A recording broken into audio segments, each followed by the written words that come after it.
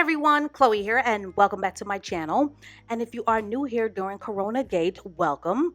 So, today's video will be a focused series review, but more specifically, I will be sharing my hypergamous perspective on the Netflix limited series Self Made, inspired by the life of Madam C.J. Walker.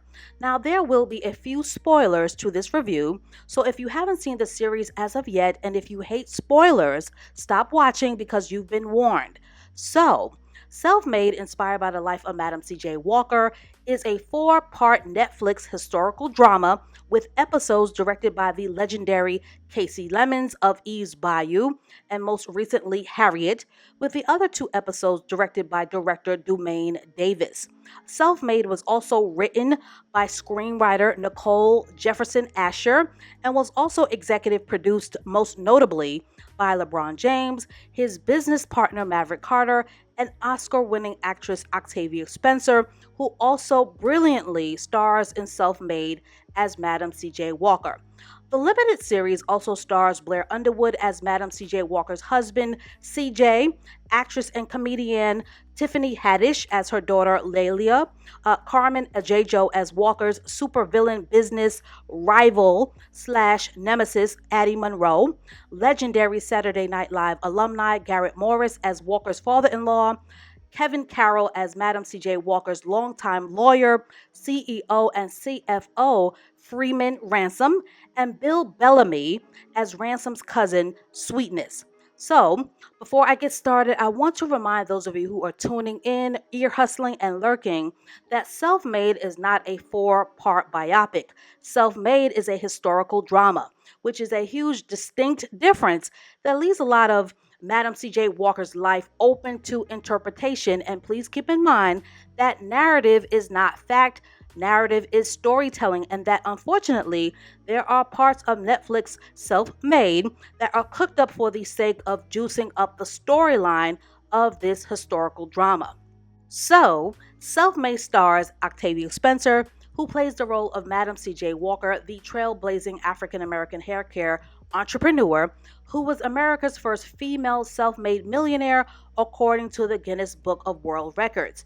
And Self Made is based on the book On Her Own Ground, The Life and Times of Madam C.J. Walker, written by Walker's great-great-granddaughter, Alelia Bundles.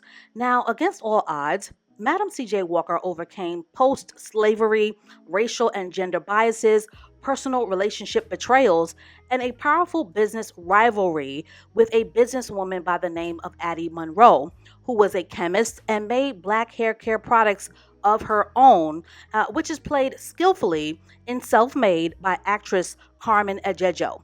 But Madam C.J. Walker's success isn't necessarily about being a product creator, as much as it's about being a trailblazer that revolutionized black hair care maintenance, and black female dominance in the arena of business.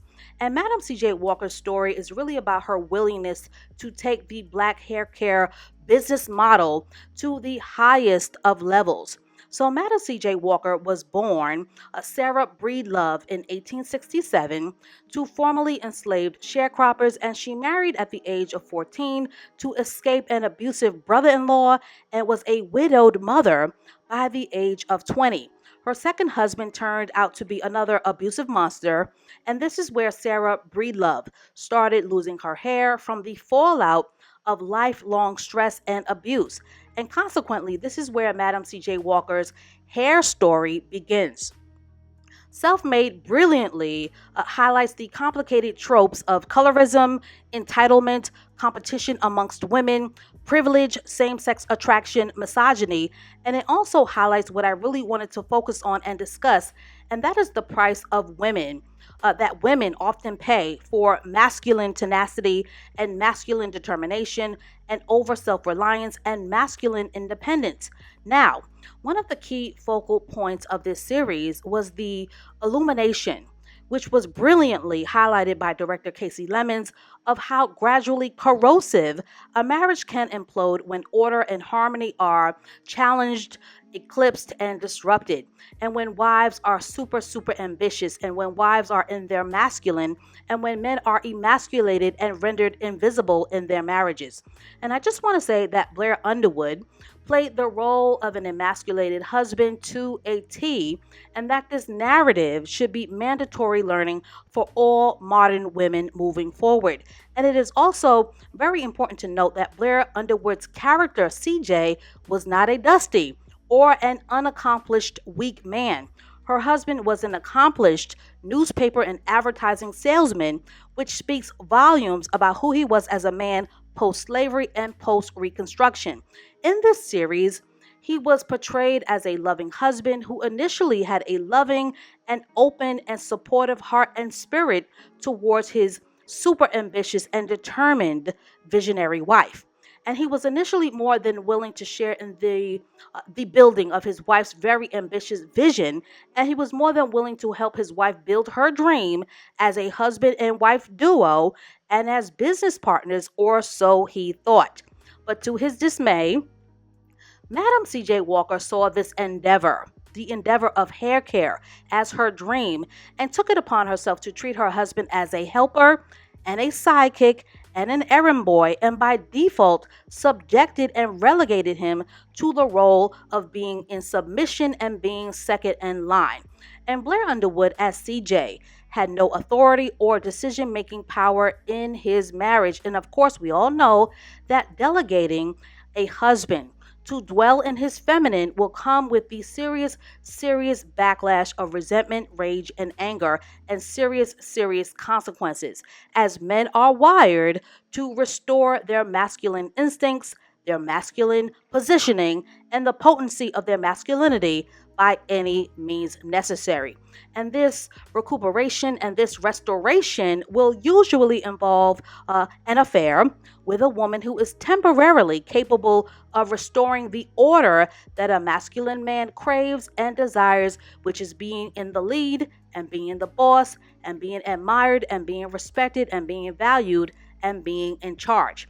It is also very important to note that Madam C.J. Walker was a workaholic that worked herself to an early death at age 51.